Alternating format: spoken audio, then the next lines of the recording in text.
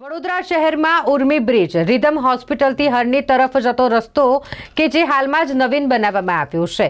આ રોડ જેને નવીન બનાવવામાં આવ્યો હોય અને તે પછી અહીં ડ્રેનેજ લાઇન નાખવાની કામગીરી અંતર્ગત ખોદકામ કરવામાં આવ્યું છે। આડેધડ ખોદકામ કરવામાં આવે છે।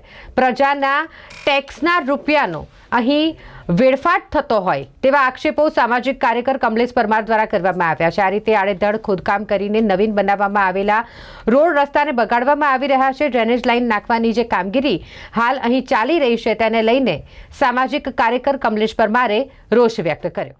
વડોદરા શહેરમાં આવેલ જે ઉર્મી સ્કૂલ જે રિધમ હોસ્પિટલથી જે હરણી જતો જે મુખ્ય માર્ગ છે આ રોડ પર સ્કૂલો પણ આવેલી છે અને આ રોડ પરથી હજારોની સંખ્યામાં લોકોની અવરજવર થતી હોય છે। પરંતુ ખાસ કરીને આજે 4-5 દિવસ પહેલે જ અહીંયા આગળ નવીન રોડ બનાવવામાં આવ્યો, લાખોના ખર્ચે રોડ બનાવવામાં આવ્યો। ત્યારબાદ હાલમાં જે કહેવાય છે કે વરસાદી ડ્રેનેજની કામગીરી ચાલુ કરી રહ્યા છે। એટલે જે કહેવાય છે કે આજે અમે જાત તપાસ કરતા અમને જોવા મળ્યું કે વડોદરા શહેરની અંદર વિકાસ કેમ નથી થતો એનું મુખ્ય કારણ એક જ છે કે પહેલે રોડ બનાવવાનો, ત્યારબાદ જે હાલમાં જે વરસાદી કાંસ હોય કે પાણી પ્રોજેક્ટનું જે પણ કામગીરી હોય એ કરવામાં આવતી હોય છે। એટલે ખાસ કરીને વડોદરા શહેરના મેયરશ્રી, કમિશનરશ્રી, ચેરમેનશ્રીને આપના મીડિયાના માધ્યમથી અમારી અપીલ છે કે આ જે પણ કોન્ટ્રાક્ટર છે જે કામગીરી કરી રહ્યા છે આની પર સંપૂર્ણ તપાસ થવી જોઈએ। કારણ કે પહેલે જે રોડ બનાવવામાં આવ્યો ને ત્યારબાદ વરસાદી ડ્રેનેજ નાખવામાં આવી રહી છે। એટલે કંઈક ને કંઈક વડોદરા શહેરની તિજોરી તળિયા ઝાટક કરવાનું આ એક મસમોટું ષડયંત્ર છે।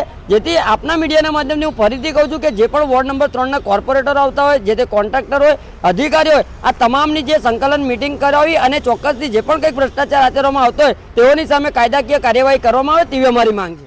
ચોક્કસથી વડોદરા શહેરની અંદર અવારનવાર જ્યારે મુખ્યમંત્રી શ્રી આવતા હોય કે પછી વડોદરા શહેરમાં અનેક નેતાઓ આવતા હોય છે ત્યારે તમે જોશો કે જ્યારે સ્ટેજ પર ઊભા હોય છે ત્યારે અવારનવાર વડોદરા શહેરના નેતાઓને, અધિકારીઓને ટકોર કરતા હોય છે। આ વડોદરા શહેર માટે ખૂબ જ શરમજનક બાબત છે અને વડોદરા શહેરમાં આજે તમે જો કે વિકાસ નથી થતો। સુરત અને અમદાવાદ જોઈ લો, સ્માર્ટ સિટી અંતર્ગત પણ કેટલા બધા સારા કામો થયા, પરંતુ વડોદરા શહેરની અંદર 2017થી સ્માર્ટ સિટીનો દરજ્જો મળ્યો ત્યારબાદ પણ આજ દિન સુધીમાં વડોદરા શહેર સ્માર્ટ બન્યું નથી અને વડોદરા શહેરની અંદર પુષ્કળ પ્રમાણમાં ભ્રષ્ટાચાર થતો હોય ત્યારે હું ફરીથી આપના ન્યૂઝના માધ્યમથી હાથ જોડીને વિનંતી કરું છું કે જે પણ અધિકારીઓ આમાં જે ભ્રષ્ટાચાર કરતા હોય તેઓની સામે કાયદાકીય કાર્યવાહી કરવામાં આવે અને તેઓને તાત્કાલિક ધોરણે નોકરીમાંથી બેદખલ કરવા જોઈએ તેવી અમારી ખાસ માંગણી છે।